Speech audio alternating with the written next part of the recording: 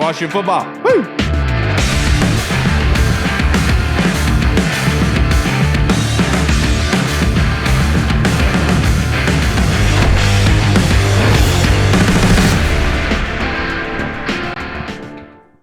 Hello, everybody, and welcome to the Burgundy Zone. I am your host, Kyle, and I'm joined by my two co-hosts, Michael Hall and Michael Reed. We were also joined by a very special guest and host of the post-game show for the Washington football team, Scott Jackson. Thank you for joining us, sir. How you doing? Can you hear us? Sorry, I don't think you can hear us right now. All right, by any stretch, Scott, the first thing I have to ask you is in regards to the Dallas win, they won handedly, 41-16. So what is the biggest takeaway from that win? I mean, I'm old enough to remember all the losses. I mean, like most all of them. I mean, maybe the Clinton Longley one, it was more like lore. My dad told me about it and how like ruined his Thanksgiving, you know. So I Washington's on Thanksgiving Day. It's an L. I mean, outside of 2012, it's the worst day. I know, yeah, they beat the Giants in that sucky third game that one year where the two teams should never have been close to primetime TV. So, I mean, injuries in the game, they're beat up. They're not the same team without Prescott. But when you sweep Dallas, it's good because none of those jerky fans of theirs are apologizing to you when they're beating Colt McCoy or Case Keenum or whoever the flunky quarterback was for Washington over the years. So, you know, I don't feel like you should feel like, oh, well, yeah, of course you should beat them. Well, you murdered them. This is a rivalry game. You know, the right team doesn't always win the game per se over the years. So, you know, that the 1-15 season was over Washington, which was Joe Gibbs. It was still in his prime at that point. I mean, that was so embarrassing and awful. And you still got to live with that for the rest of your life, much like the Cowboy fans have to live with, you know, the scab team beat them on Monday Night Football when Dorsey crossed the picket line. So, you know, I never take beating Dallas for granted, especially in that fashion. That was very, very enjoyable. But there's also parts of the game you say, ooh, I don't think that's going to travel to Pittsburgh, right? I mean, you can't throw the ball the way they do anything against field and, you know, things like that. But again, for the day and the fact that we get the extended day to enjoy it, thanks to the postponement is great. Yeah, absolutely. And I had to ask you, what is your impression of the coaching staff? Maybe not just Rivera in a snow globe, but what is your impression of the coaching staff, offense and defensively, through the 12 games of the season? Do you think they're getting more out of this team or they're getting less? Well, I think it looks like it's funny because the Scott Turner thing's the most interesting one to kind of be the barometer here because people thought he's a village idiot. You know, they thought the tight end throw, the tight end got under center, you know, and they ran a fumble rooski. And it's just funny. And same people that are killing him are now loving him. I just thought, look, he's a rookie in the NFL. They had no preseason per se. They didn't, you know, if there was a real competition, who knows what the quarterback order really would have been, right? I mean, so there's just all these things, and they've had to work through it like everybody else. But yeah, I think it's really all that matters, whether, you know, I think all the play calls are great or not. I mean, I'm still mad about the reverse in Detroit, the double ended around on the 14-yard line or 12-yard line or whatever that was. But, you know, I think overall Scott, you know, he's done times where you're watching, you're like, why are there two receivers in the same spot? You know, like whose fault is that? You know, what's going on there? I don't think it's designed to be that way, but it's happening that way. I think you can see though with Smith, like there is more 4 weeks than they did the previous 4 weeks. It's kind of funny. And everybody's going, oh, they got to get another receiver. And now people are like, well, maybe not. You know, Cam Sims is really good. You know, Steve Sims, you know, he can do this and that. And that's fun. And that's true. I mean, I think, again, with the right opportunities, a lot of these guys have shined. But, you know, I think overall, you know, there's been some good things. I mean, there's been some frustrating things on the defensive side still with the lack of communication at times in the secondary. It's like almost a replay of, you know, the last several years at times. But, you know,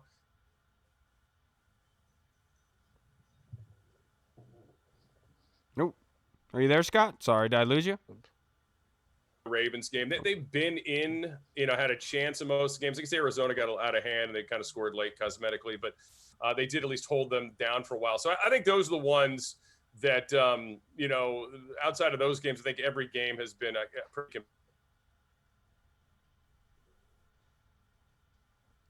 Yeah, absolutely. Now, my next question for you: who is your MVP through the first 12 games of the season? I know it's not over yet, and I know that most Right. likely there's one player in particular that everyone's going to be looking at. But I wanted to ask your opinion of who you think the MVP is through the 12 games. Well, I mean, look, McLaurin, right? 3 quarterbacks, doesn't matter who's in the field, he Yeah. shines. I mean, he's the guy. I mean, he's a Pro Bowler this year, I think.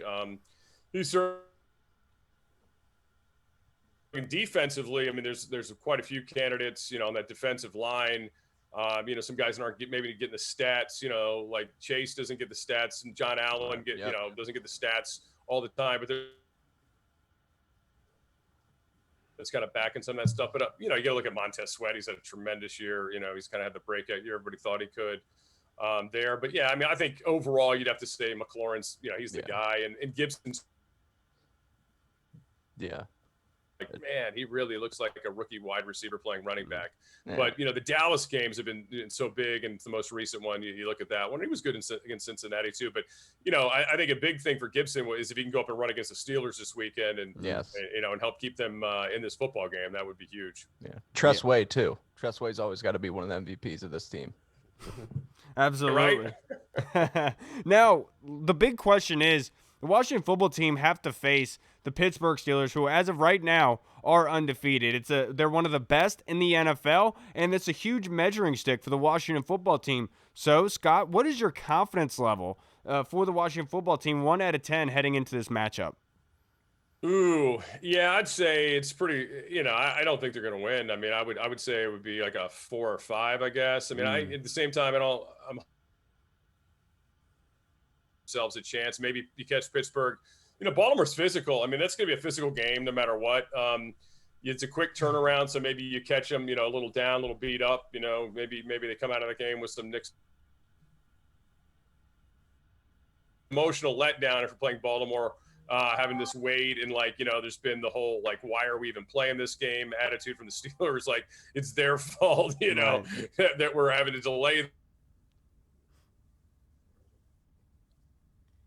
So, maybe catch the Steelers the right time. I mean, a lot of times in these teams that seem to be invincible loses to a team you don't expect them to lose to. Absolutely. Such a good point. Passing offense was this last week, and the offense in general. I just think, they've got to be a little bit more dynamic if they're going to go into Pittsburgh and have a chance.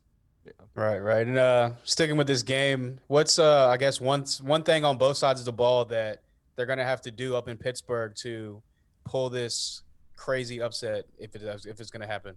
Well, I mean, it's obvious stuff like every week, but they got to control the line of scrimmage on offense. They got to be able to, run it. You keep opportunities downfield to McLaurin or Sims or one of the Sims. And, those kind of things to make things a little bit easier. They can't be one-dimensional. They can't try to throw 58 times or like they did in Detroit. And granted, they were behind for $125 and win either. You know what I mean? You're going to have to do a little bit more than that. And then, defensively, get to Roethlisberger, get him on the ground. And, they got really good, talented guys on the outside. You're going to have to get a pass rush. You can't let him, have time back there and to dissect you, because he will. And that's the thing you look at. And it'll be interesting to see what kind of running game they have with, I don't know what Connor's situation is going to be by then, by the time the game rolls around or not. And, if they even really try to run. I mean, they're so good at throwing the football right now. Sometimes I think they kind of fall in love with it. Right. Do you think that with the NFL just completely pushing this game back multiple times and moving all these pieces everywhere, do you think that this benefits the Washington football team at all? I know that most people would think that since they played on Thursday, then they're going to play on the following Monday, they're a pretty well-rested team. But then again, you might also look at it as this team's kind of rolling right now with 2 straight victories. You might want to keep those games more close together. You don't want to postpone it. Well, I mean, it could be an advantage on this side of it, right, playing Pittsburgh. But then on the flip side, when you're going to Arizona to play San Francisco in a short week, not so much. But again, I don't know how the 49ers are going to handle that thing yet. I don't even know it's been decided. Like, are they going to practice in Arizona? Or are they going to practice in Santa Clara and then go to Arizona? However that's going to work. So it may not be that great of an advantage for them to be the quote home team if they're not practicing in their home field all week or the home area all week. It's a shorter flight clearly, but it's still a little awkward. So I think it could help them on the Pittsburgh side potentially. Like I said, I think the Steelers, the potential to come out of the game pretty beat up against Baltimore. It's always a physical rock'em sock'em kind of game. And I think from the Washington standpoint, I think an extra day, hey, if it gets Deshazier Everett back or it gets, Cornelius Lucas available. I mean, I think these are good things, and guys that maybe came in that Cowboys game that we don't know that are limping. That little extra time. I think it could be a good thing as well. Yeah, absolutely. I have to ask you this question because it's been an argument amongst our friend group, but I have to ask it to you, Scott Jackson. What's more likely, Ron Rivera winning Coach of the Year, Alex Smith winning Comeback Player of the Year, or the Washington Football Team winning the NFC East? Well, I think Smith winning Comeback Player of the Year is already done, so that's the easy way out right there. I mean, I think it's. I don't think there's any. I mean, No question. There's some good stories, but I mean, anybody who watched 2 seconds of that documentary, and if you couldn't stomach it anymore, and you've seen the pictures, I mean, that's just it. I mean, even when he played against the Rams, after he made the team, I didn't think that would happen, or he wouldn't be active right away, and then. After he played against the Rams, like, I don't ever need to see him on the field again. That made me nervous. He doesn't look like he can help himself. And then each week, he's getting more comfortable, and, we get the chance to talk to him after these games. And he admitted in the Cowboys game, he was all pumped. He thought he was going to run that one down when he gets knocked down and Haskins into picking him the sideline. He thought Gibson was going to block for him. And of course, Gibson goes out on the route and he lays him out to dry. But, Alex was funny. He's like, I really had visions of myself running down the sideline there. It was like glorious play and it didn't happen.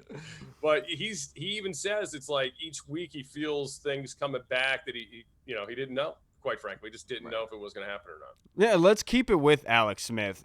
Ron left it up for interpretation and said that Alex could very well be the quarterback of the Washington Football Team in 2021. What is your opinion of that? Are you a fan of that idea of grooming a quarterback underneath of him, or do you want to see them move on at the end of the season?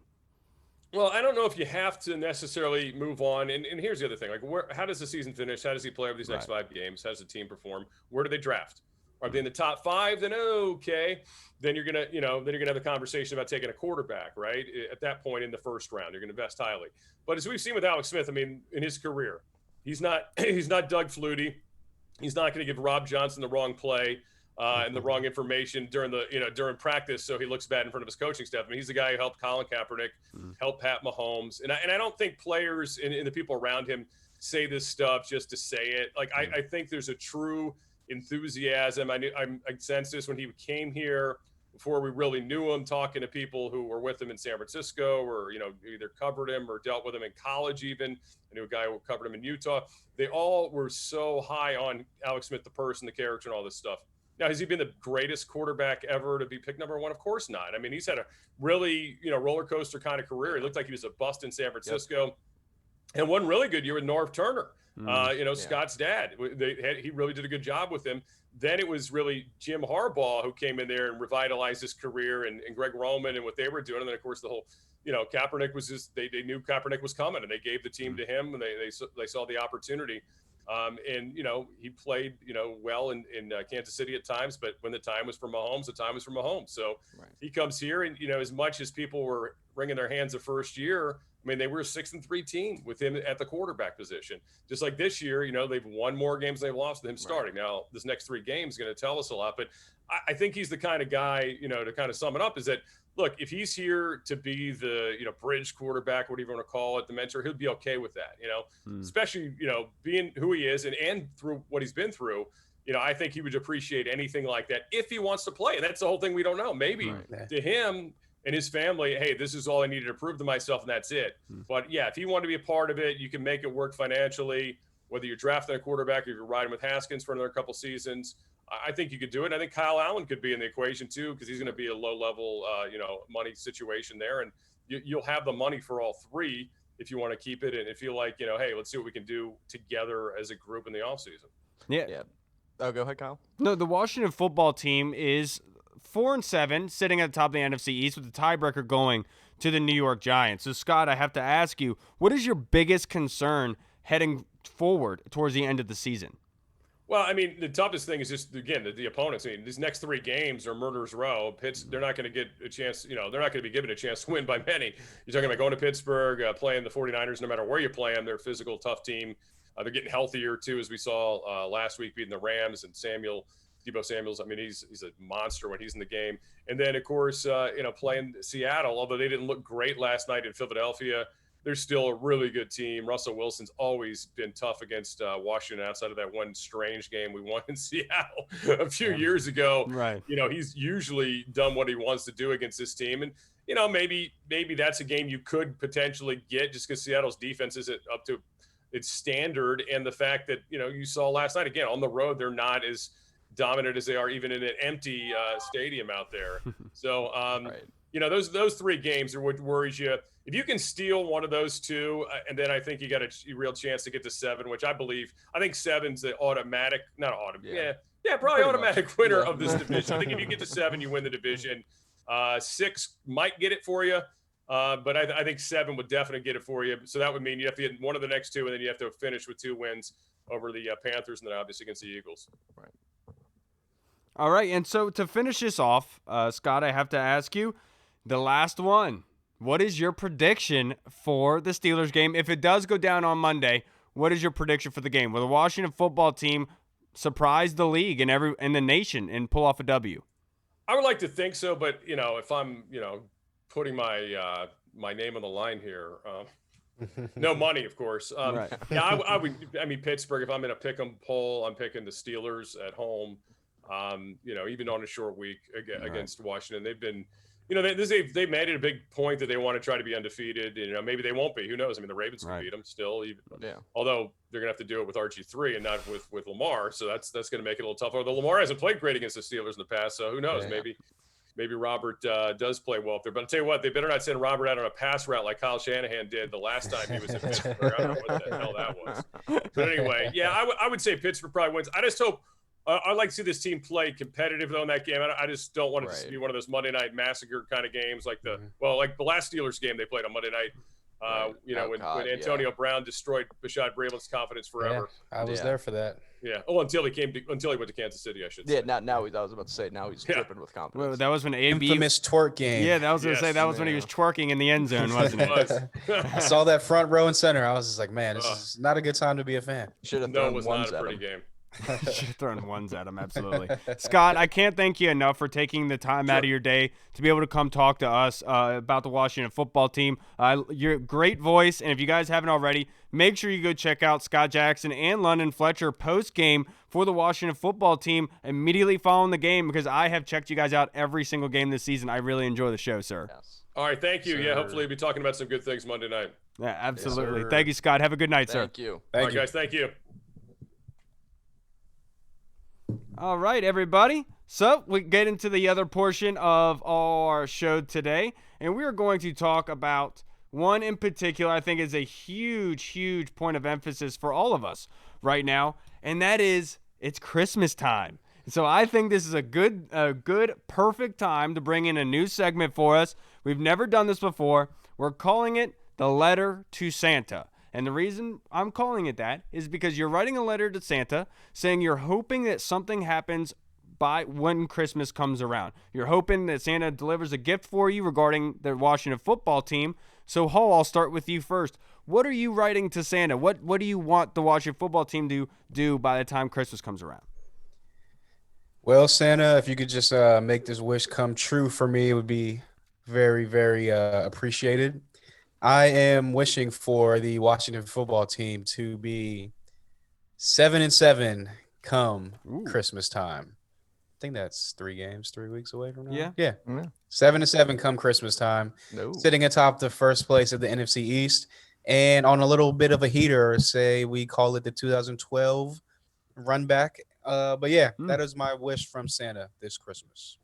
Yeah, look, dear Santa, I'm begging you. All I want for Christmas is for Chase Young to have 10 sacks come by the end of December. If Chase Young is able to put together 6.5 sacks over this 4-game stretch, I think the Washington football team is going to be in a very good position to win football games. So Santa, please just gift wrap me some 10 sacks with Chase Young by Christmas time. I would absolutely love it. What about you, Reed?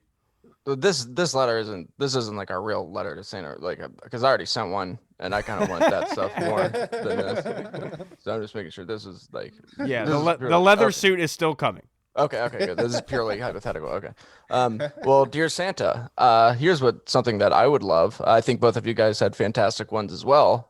But I would love for Alex Smith to stop throwing interceptions. He struggled a little bit over the first over. I'm sorry, the first three times he touched the field. He hasn't looked like the Alex Smith of old, but he's starting to come into his own. And what I need from him is to just be that Alex Smith that he used to be. Just be that game manager. Right. And we can definitely win some football games with this defense and an emerging star in Antonio Gibson. I just want Alex Smith to just be the Alex Smith of old. Be the Alex Smith pre-snapped leg. Thank you, Santa. That would be tight. And I hope all three of us get our letters received and answered by Christmas time, and we would absolutely love it. Now, let's move on to our fan questions, and they're really, really good ones. It's probably going to take up a lot of our time here because there's a bunch to go over. But the first one is, of course, from Jesse. Jesse, one of our biggest fans, always has questions for us every Always week. has the best questions. Yes, he does. So besides a win, what would you like to see in the game versus Pittsburgh? Reed, I'll start with you. Oh, I just want it to be competitive. I just exactly like we just heard, I don't want us to get blown out. I don't want it to be a Monday Night Massacre. And I would like for our stars to show up, I would like for Chase Young to still have a decent game. I would love for McLaurin and Gibson, to show out on national stages again and play very well. I don't want to lose big, I mean, this is an undefeated team. They may still be undefeated when we play them. And I really just want this to be a competitive game. So that way we can show people that maybe this Washington football team isn't that bad. Maybe they're not a laughing stock. Maybe they are a team that actually could win the NFC East and be taken kind of seriously. Yeah, absolutely. And you're 100% right. And so, look, I'll change it up a little bit, and I'll say I stole everybody's answer. I don't want them to. I don't want them to be the reasons they're digging themselves into a hole. I want them to be competitive, but I don't want them to be the reasons why they're down. I want this to actually be competitive. I want this to be a good football game. I don't want to see what the first quarter brought against New York in each matchup. I want this to be a very, very good game. And with Monday night, that kind of worries me. That's my thing that I'm looking for. What about you, Hall? Yeah, just kind of probably draw from all three of the things that you guys said. Is I want to see a full 4-quarter game of just kind of. Right, not just one half. Just regular football, exactly. Just not just one half of digging yourself out of a hole, putting up X amount of points, offense looking good, looking fluent, defense making stops. I want to see that from kickoff number 1 till final whistle number 0 in the fourth quarter or overtime, whatever it may be. It's not going to overtime, let's be serious. But you never know. You never know with Washington football team, man. Look, Scott Jackson said it best. 2015 up in Seattle. Yeah. No one thought we'd win that one. Then all of a sudden, Kirk makes a random throw to all people, Josh Doxson. But I digress. And I would like to see Antonio Gibson, my guy that I've been screaming from the mountaintops since day 2 of the draft. I want to see him actually shine on the national stage, as well as Terry McLaurin, because obviously Terry McLaurin is a budding superstar, but I feel like Antonio Gibson's on his way to being that guy, and I would love to see him put a little bit more numbers on his campaign for Offensive Rookie of the Year. Yeah, we would all absolutely love to see that. Now, Jesse's second question, second of 3, is Seattle. Based off what we saw on Sunday night and Monday night, do you think that Seattle is more winnable than San Fran? Reed, I'll start with you. I think that San Fran, with the injuries that they've had, I know that they're still getting healthy, but they've had some pretty tough injuries, and so I still think that Seattle is still a better team. I still think that Seattle's tougher to beat, but it's not like they're a perfect team. You can easily pass on this team. They've been exposed. Russell Wilson started off real well. He hasn't played as well as the season has went on. So they're both definitely beatable teams. I would say that San Fran is more of a guaranteed win. You can't guarantee anything, despite the fact that Kyle Shanahan doesn't forget anything and wants to come out there and whoop our ass, as does Trent Williams. I don't care about that. Neither do I. I still think that I still think that Seattle is a way tougher matchup than San Francisco. Yeah, he should be more worried about winning his division than the matchup against a Washington football team. The regime has gone so far. But I will say you are on to something there, Jesse, because I made a tweet about it last night. Philly early in that game kind of showed the blueprint on how to stop Seattle, where containing Russell, where it was almost at times he was abandoning the pocket too early, trying to get yards upfield, and it would suction him in, and then they'd get the sack on him. So I think that they are more winnable, but the issue with Philly last night was they couldn't run the football early on. Remember, they kept having 3 and outs. So, yes, I do believe Seattle is more winnable if they can run the football effectively, chew the clock, keep Russell Wilson on the sideline, but that's it. Besides that, I don't think – I feel like they're on the same level, honestly, with San Fran and Seattle. What about you, Hall? Yeah, I would give the slight edge of beatableness, I guess if you want to call it that, Beatableness. to San Francisco, just for the simple fact that obviously this team has trouble stopping mobile quarterbacks. You saw what Kyler Murray did to us in the beginning of the season. Other mobile guys we went up against in the past. Yeah, exactly. Lamar, exactly. Even though we kind of contained him for the most But he part, had that 150-yard touchdown. huge run and killed us. And I feel like Nick Mullins is not really a mobile type of running guy. And I feel like if the defensive line can kind of get a little bit of pressure, collapse the pocket on him, get in his face a little bit more, get some pressure like they have been over these past couple of weeks, I think that they would rattle him more as opposed to Russell Wilson, who's been there. He's a vet, Super Bowl champion. He can kind of evade the pocket. He can make plays out of the pocket. And obviously, when you make plays out of the pocket with a guy like DK Metcalf running down the field or Tyler Lockett, that spells trouble. And at this point in time, the only really weapon they have on San Francisco is Deebo Samuels, although a great weapon. I would just I'll give the slight edge of beatableness to San Francisco just because of all those things. And one more thing to add, Kyle, like you said, it did seem like Philly kind of had the blueprint last night where they were getting to Russell Wilson early because we all know Seattle's offensive line has really never been good since Russ has been there. But our defensive line is better than Philly's. I know they have Fletcher Cox, Brandon Graham. They're very good, but I think overall we have a solid starting four than them, and I think that could very well be a big emphasis in that game where you could see Russell Wilson start running for his life. At least I hope so. On paper, it would make sense. Yeah. And to wrap up Jesse's questions with his last one here, he got really, really pissed off at someone on Twitter who claimed that Captain Terry McLaurin was garbage time elite. He's asking, why isn't Terry McLaurin getting the credit he deserves? And he called him T-Mac. I'll go to you, Hall. Well, first of all, you have the right to get pissed over that because that dude deserves to get his Twitter account deleted. Comment. He deserves to get his Twitter account deleted. No, Terry McLaurin obviously is not garbage time. Not at all. Whatever the dude even said, 'cause I don't even remember because it was so stupid. Yeah, obviously he's like garbage time elite. It's garbage time elite. Yeah, again, doesn't even make sense. But obviously he's like I said, he's a budding superstar. Team captain, voted by the players because of what he does on the field, obviously, and how he carries himself off the field. And clearly, if you can't see that what he's doing, again, I will keep saying this. I'm not comparing him to DeAndre Hopkins. Obviously, DeAndre Hopkins is better than him, but he's doing the same type of thing where he's having 3-4 different quarterbacks throw him the ball and still putting up amazing stats. Not DeAndre Hopkins level stats, but nice stats enough.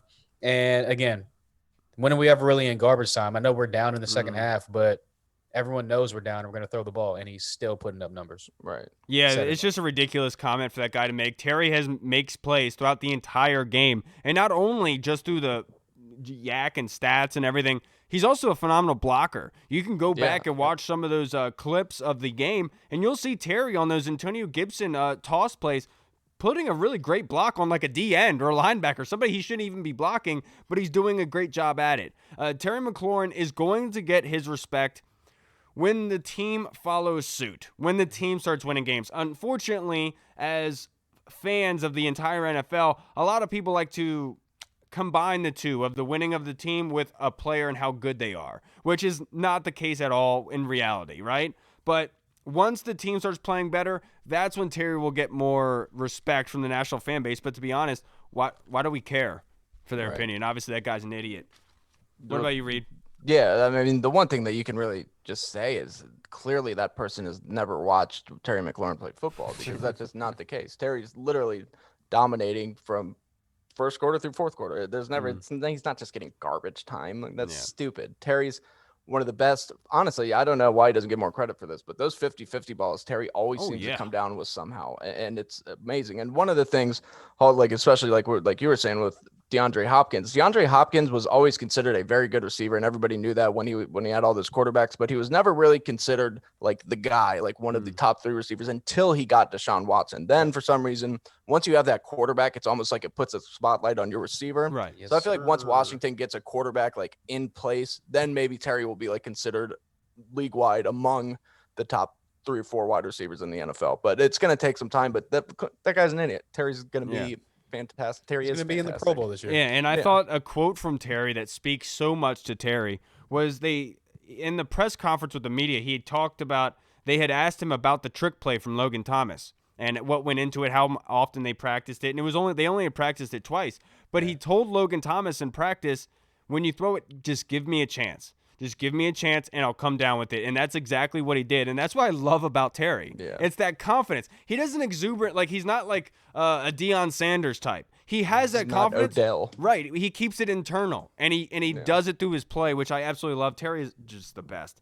Thank you, Jesse. Those are great questions. Our next question, it's not really a question, but it's more of a ranking. For the draft next season, Tay and Todd want us to rank 1 out of 6 these positions: quarterback, wide receiver, tight end, O-line, linebacker, and safety in order of need. So we'll do one at a time, and we'll start at the 6th. So out of quarterback, wide receiver, tight end, O-line, linebacker, or safety, what is the last position of need in your opinion, Reed? I'm going to go with tight end there. Yes, you would like a second tight end. I think that always helps, but I think Logan Thomas has really shown that he can be the guy. He can be our number 1 tight end. I think that he's going to develop into a stud with more playing time, and I just feel like some of the other positions that they have on that list are just a lot more important at this moment.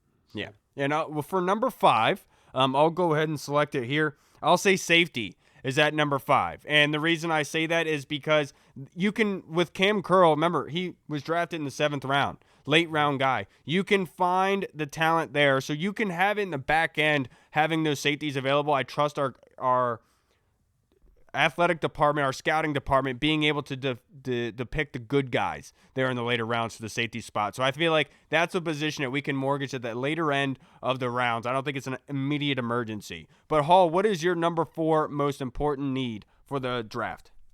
I will go of the QBs, linebackers, receivers, tight ends. It's what you have left is quarterback, wide receiver, O-line, And linebacker, right? and linebacker. All right, yeah. So my number 4 is definitely going to be O-line.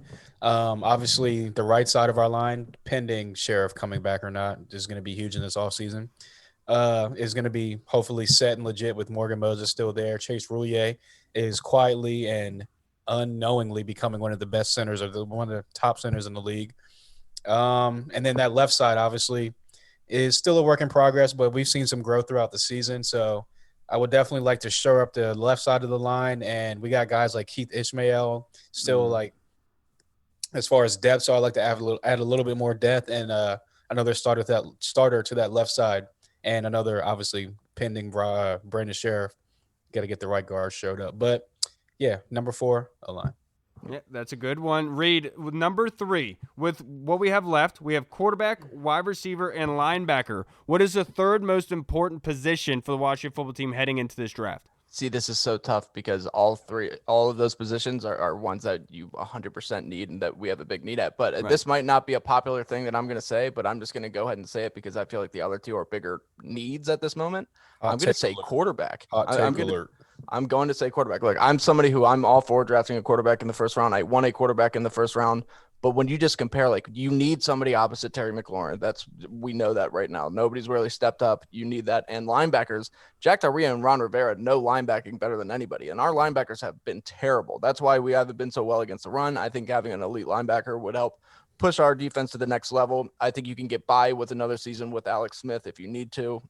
It's not going to be a popular opinion, but I think quarterback's 3, although I would like to see us take one in the 1st round. Yeah, when I originally did this, I wrote out my 6, and for my number 2, I actually had O-line, and my thought process wasn't the actual O-line; it was more getting the quarterback and left tackle of the future in this draft was the most important aspect in my mind. But for my number 2 now, I'll switch it up, and I'll have to say it's linebacker.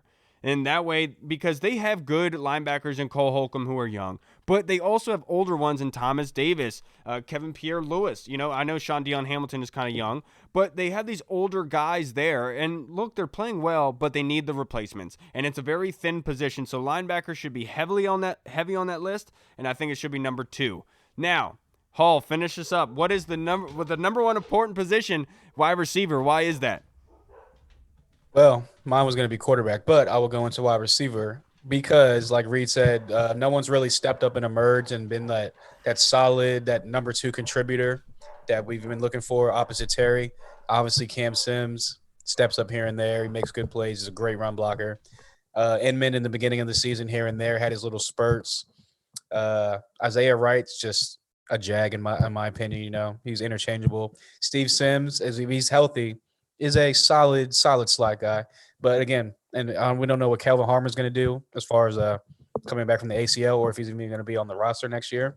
So we definitely need to get that young, talented superstar or at least emerging superstar, great athletic wide receiver to go opposite of Terry because, again, Terry's doing Terry things. He's going to keep doing Terry things, but we're going to need that second threat to relieve some of that pressure because clearly defensive coordinators are going to be prepping for Terry. But if you got Gibson in the running game working too, and you got Logan Thomas and another tight end to kind of bolster this passing game, it's going to be hard to stop when you got a single Terry. That's one-on-one all day. No, let me just preface this with say something like I 110% agree. I would be pissed if we took a wide receiver or a linebacker over a quarterback if there's a quarterback that we want available in this draft. Right. Like I still think quarterback, obviously that's the direction that you want to go in the That's draft. right. Yeah. I just put it as number 3 because pressing needs, like Right now, yeah, I think you can get by with those guys if you needed to. But right. I want to fucking take a quarterback in round 1. Yeah, okay? so do I. I'm on that train. I'm right there 100%. with you. I think obviously if the quarterback is there for the taking, you go and take it because obviously it's not a pressing area of need. But if you can get your franchise quarterback, which still need a younger franchise. Washington has literally never actually. All right, Sammy Ball. Okay, maybe, but they've never had a franchise quarterback here. Drafted, groomed, and stayed here for his career. I want to have that happen. If they have the ability to do that, I feel like they need to pull the trigger on that. I feel like this is the route they are planning to take. Obviously, like you said, Ron Rivera kind of threw that out there and left it for open interpretation. But I feel as if they're definitely going to be taking that route. I think that they're going to bring back Kyle Allen to be the backup. They're going to draft their guy, and they're going to try to take that Kansas City Chiefs kind of San Francisco 49ers route where they're going to go with Alex as a starter and let him groom the guy and eventually give up the reins to him. And hopefully we got I'm not going to say next Pat Mahomes, but our next franchise guy. A franchise guy. And if you're going to do that in a draft, like Kyle, like I'm right there with you. I would love to go quarterback, left tackle, just in that order. And this is the draft to do it if you're going to do it. Yeah. Like there's so many good Both heavy. quarterbacks. There's so many good offensive tackles in this draft that like if you're going to do that, this is the year to do it. It's also a good wide receiver class and a pretty good linebacker class. So all of our needs seem to match up fairly well. It's good tight end class too. Yes, it is. I mean, Jesus. So we should be fine in this draft as long as we, pick right. And thank you so much to Tay and Todd for the question. If you guys haven't already, you can find them on Twitter. I think they're on iTunes podcasts as well, on Anchor and all that. So go like and Tay and Todd. Follow them on Twitter for their film reviews. They actually post the film of the previous game and actually giving some analysis with it. They do a very good job of that. So make sure you go follow Tay and Todd. They're fantastic. Fantastic. Tay has been on our pod, and he was amazing. I absolutely loved that guy. So thank you to them. Now let's move on to the HTWR podcast. It's a 2-part question. The first one being, who is the altogether, just not with the Washington football team, but in the NFL total, the all-time quarterback in your eyes, Hall? Like ever? Yeah. For the Washington football team? No, for the NFL. Oh, NFL. That's a tough one. I guess you're probably splitting hairs at this point between Peyton Manning, Tom Brady, and Joe Montana, but I'll go I'll go Tom Brady just because, I mean, the dude's like 40-something still playing. He got 6 rings. And actually, you know what? I'm going to change my answer. No. I'm going to go I'm going to go Peyton Manning just because he's the more talented. Because I was thinking about it as I was saying it. Peyton Manning's a more smarter quarterback. He's a more, I guess, talented quarterback, if you want to call it that. And he just didn't have the complete team around him like Tom Brady did. He didn't have Bill Belichick with him, obviously, but obviously first ballot Hall of Fame guy, the most knowledgeable quarterback I've ever seen or watched the game, and pretty much could be a head coach or offensive coordinator for any team if he wanted to, because the dude called his own plays and has his own playbook in his head at all times. Hall just has to. He just had to steal it. He just had to. Freddie, Maddie, it is Peyton Manning in my eyes. It's a huge argument that I get into with people all the time. I think Peyton is the best ever. He won 2 Super Bowls with 2 separate teams, something Joe Montana could not do and something Tom Brady is possibly not going to be able to do in Tampa based on how that goes. But Peyton was also running the practices in Indianapolis and in Denver. There were stories in Indianapolis where Peyton would be injured and have to be in like the tub during practice, and he would literally have a tablet out showing everything going on in practice and then making notes on saying things that needed to be adjusted and things that needed to be done. I thought that guy, he was one of the only people who could bring fear into Ray Lewis. And Ray Lewis had a Halloween special on ESPN. He talked about a different level of fear, and the first person he talked about was Peyton Manning. And having to go against that guy and having to be on your A game against him, it's Peyton in my opinion. And until somebody else wins it with two different separate teams, or if Pat Mahomes just continues the route that he's on, I don't see anybody taking that. What about you, Hall? I mean, Reed? See, I look at this in two different ways. Kyle, we used to talk about this all the time early on in the podcast, like back in the very, very early days. And this is how I look at it. I kind of break it down into two categories. If you're going by straight accolades and you're going by who's obviously, 6 Super Bowl rings, come on, nobody's coming close to that. I mean, you look at all of the passing yards and the touchdowns and all that. By the time his career is done, Tom Brady's going to have all that. He's going to be considered the GOAT. I completely understand. But if I'm doing a draft and I can pick either one of those players tomorrow, I'm taking Peyton Manning number one over any of them. I think he's the most talented. He's the most knowledgeable about football. I think if he would have switched roles with Tom Brady, he would have won just as much, if not probably more. So I'm gonna say Tom Brady is the GOAT in terms of accolades and stats. And when it's all said and done, that's probably what he'll be considered. But I still think that Peyton Manning is the best quarterback to ever play the game of football. Yeah, and I think I'm not sure if it's like a common thing in the NFL, but I remember like Peyton used to always get talked about how he would have dummy calls because obviously every single snap before pre-snap, he was making adjustments and calling out things, and always it was a thing on Madden. Every single time he went up there, Peyton Manning was doing an adjustment, but he also had dummy calls. That's how smart he was. And that's my point, is like he was on a different level. It was 100%. It was like you had to literally scheme your entire defense around Peyton, and if you didn't, it was game over. Right. But and like I said, if you're starting a team tomorrow and you can pick only one and you can pick any quarterback in the history of the NFL in their prime, I'm taking Peyton 100%. 100 times out of 100, I'm taking Peyton Manning because I just think you surround him with more weapons, maybe do what he did, put him on the Patriots or something. Nobody's beating Peyton. He's too smart. He's too good. He's too goddamn talented. Yeah, and then Freddie from the HTWR podcast, to finish his questioning off, he said, what is the path to victory for this team? What percentage do we need of execution versus luck to get the W? Hall, let's start with you. We'll go percentage-wise. I'll go 70% luck and 60% luck, 40% execution. I just think that unless Antonio Gibson has like another Dallas type day and they can establish the run, and that will open up obviously like Terry McLaurin and all the stuff in the middle intermediate, and they can obviously, if that happens, there'll be sustaining drives, keeping that high powered offense of the Pittsburgh Steelers off the field. That is, in my opinion, the only path to victory. 70% or 60% luck, 40% execution.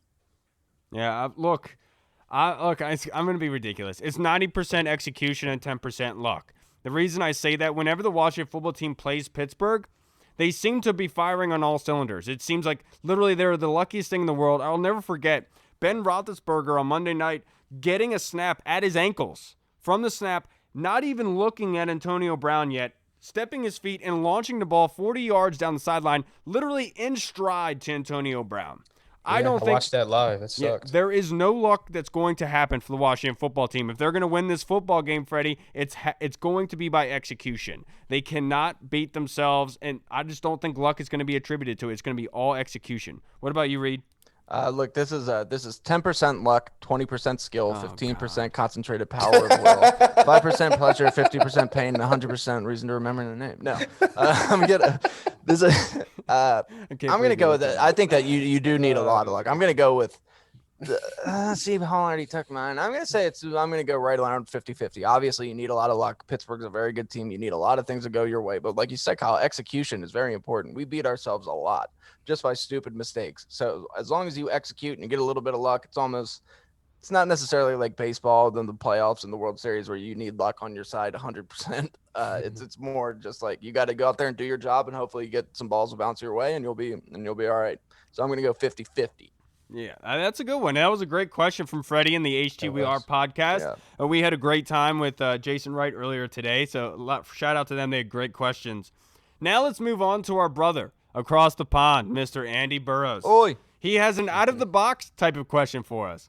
If there was a movie based on our three lives, what actor would play you? Hall, Oh, I can do it for all three of us real fast. Oh, I'm gonna be Vince Vaughn's gonna play me, just because without the beard, I used to look like him. Either that or Brad Pitt. I don't know. Hall's probably gonna be Michael B. Jordan right now. I'm gonna be honest with you. I think that Hall will be a Michael B. Jordan. I was gonna say Ice Cube. I think Ice Cube could play a perfect Hall. Well, yeah, gonna because say, he's constantly high. I was gonna say Donald Faison because your wife Katie's been calling me freaking Turk from Scrubs for like years now. Oh, That's true. That's a good one. very good one. Yeah, that's a very good one. And Kyle, for you, Oh God. I'm gonna go with.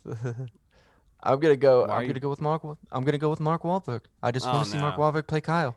That's what I want to do. I just want to see Mark Wahlberg play you. This dude I used to work with all the time, his name was Willie, and You don't look like Mark Wahlberg. he would fry me all the time, and he would call me he'd always call me not Matt Damon. What's that guy's name? He's in Crash. Oh goodness, I can't remember. Matt Dillon. Matt Dillon, yes, he'd always. Oh my God, yes, you do look like He'd Matt always Dillon. call- Yeah. Hilarious. He'd like, shut up, Matt Dillon. I'm like, Yeah. You do though. That's so funny. Yeah, That's so funny. I did not watch Crash simply Crash is one because of of that. my favorite movies of all That time. is a pretty Crash good is movie. Every so time good. I see that guy, I get pissed because I'm like, screw you, Willie. That's not true. He probably hates watching that. So there's something about Mary. Oh, do I? Oh, Katie loves it, and I hate watching movies. I hate that guy. Like, I don't look like you. So funny. No, you kind of do though. That's Don't good. stop it, please, don't. Now, to finish up the fan questions, we have one from our very good fan of the podcast, Tony Shivers. Can't thank him enough. He's always constantly listening and giving us his 2 cents of the show. He's a constant fan. I can't thank him enough. His question is, and it's a very, very good one, and Jesse actually asked the same type of question. If Lucas is healthy, should Moses move back to right tackle or should he stay at left tackle? Reed, I'll start with you. I think that Morgan has done a fantastic job at left tackle. I think that Morgan is honestly one of the unsung MVPs of this team. He's one of the unsung heroes. But yes, I think if Lucas is healthy, I love the way that our O-line was playing with Cornelius Lucas at left tackle. I think you shore up that right side. I still don't trust Sharp. I think that with Moses over there and Lucas at left tackle playing as well as he did, I think that's the line right there. That's the one that you want to go with. Yeah, look, I'm right there with you. As much as you'd like to keep the hot hand, if Cornelius Lucas was playing extremely well at that position before he got injured, Morgan is obviously 10 times better at the right tackle spot right now. Obviously, he could be the starting left tackle if need be. He's proven that. Right. But you need it to get back to normal. And so, yes, I'm all about moving Morgan back to right tackle, having him do his normal daily duties, and then having Cornelius Lucas move back to left tackle, and then going back to normal. Rather than keeping Morgan at left tackle and then putting Cornelius Lucas at right tackle, hoping that it works out. Right. We already know that Cornelius Lucas can play left. Let's keep him there. Move Morgan to right because obviously he's interchangeable. He's the guarantee there. What about you, Hall? Well, I was going to say the same thing as y'all, but to be the oddball of the takes, I'm going to go keep Morgan on the left side. And didn't Cornelius Lucas, he was a right tackle from Chicago, right? From Chicago, swing tackle. Yeah, swing tackle. Right so, tackle. I mean, he's played right tackle before, and everyone thought he was going to come in, and he was such a horrible choice at left tackle, and he was going to be a swinging door. People are just going to blow right through him. And he's done fairly well, if not even better than that, honestly. Yeah. So why not? Keep Morgan on the left side. He's been doing an excellent job, outstanding job. Like you said, unsung hero of the team this year, unsung MVP of the team this year. Should obviously make a Pro Bowl. Actually, you know what? Switching back to right tackle. I want my man to make a Pro Bowl. Only way he's making a Pro Bowl, got to go back to right tackle. Scrap everything I just said. Right tackle. Morgan Mogus, right tackle. Dude, Hall just switches up mid-sentence. Hey, man. I do it too. You just think of different things. I know. As I'm saying it, I'm like, I talk myself into something else. I thought myself into something else. I got to go this way. I think of the counter argument and I screw myself. Yeah. I'm like Stephen A. Smith and like Max Kellerman in my head. I'm just going back and forth. I'm like just screaming at one another. Skip Bayless would play me in a movie. Yeah, he would. No, but I was gonna say that your pick for what's his face was perfect. Absolutely perfect. Vince Vaughn would play you perfectly, I feel like. That wraps us up for the fan question. So thank you to Jesse again, Tay and Todd, Freddie Ham and the HTWR podcast, Burrows, And Tony the Oi. Tiger. Appreciate Oi. you guys and your fan questions.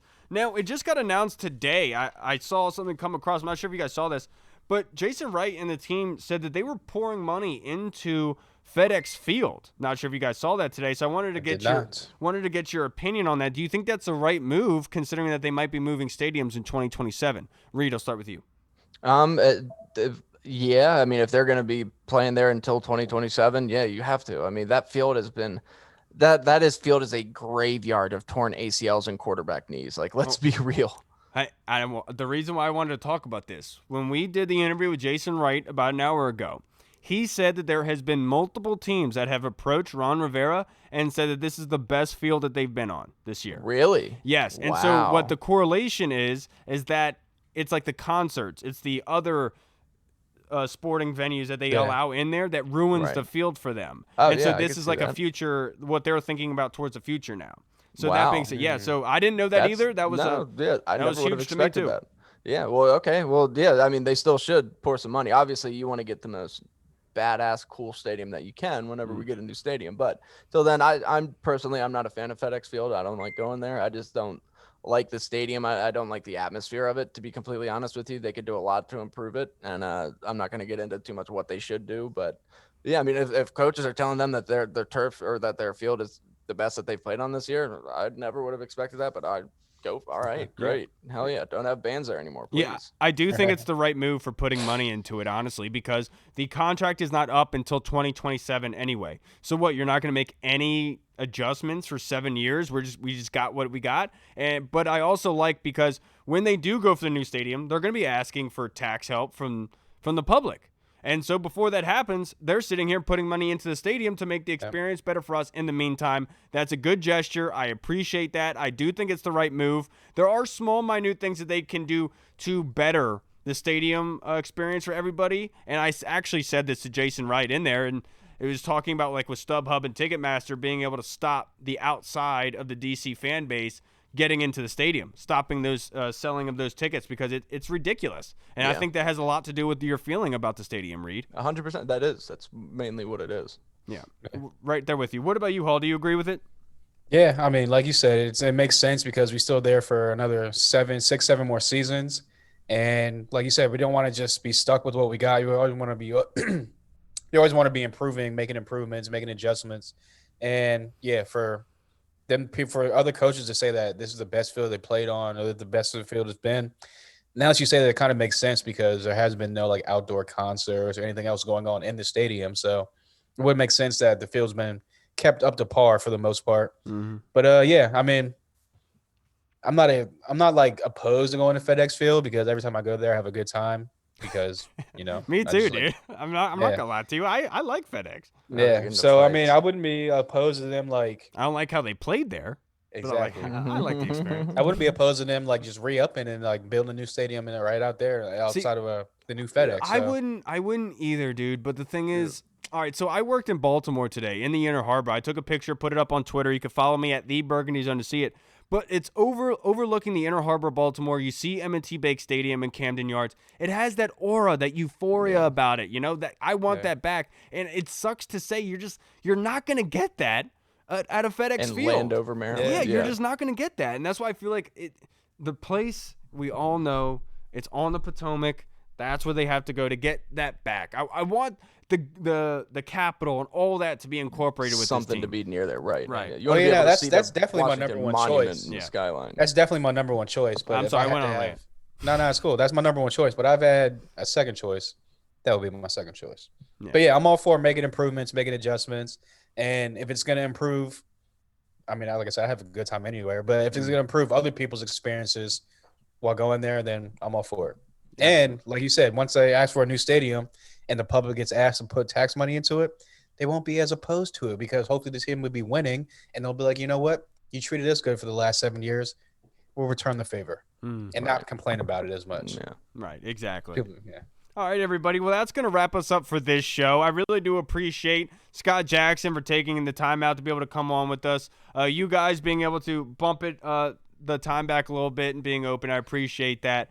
And then as well, all the fans, for your fan questions. We really do appreciate you guys. We're going to have a great show lined up for you guys on Thursday. We're going to be joined by Kyle Stackpole, the editor for the Washington football team, to really get the organization's mindset going into this Pittsburgh game. Really excited to be able to have that interview with him again. All right, everybody. I'm Kyle. I'm Hall. I'm Reed. That's all right. it. And we'll see you guys on Thursday. Please go like and share, subscribe to us on YouTube, iTunes Podcasts, Google Podcasts, Spotify, Twitter, Instagram, Facebook. We are everywhere. All right, everybody. Washington football. Woo! Peace. Washington football. Woo!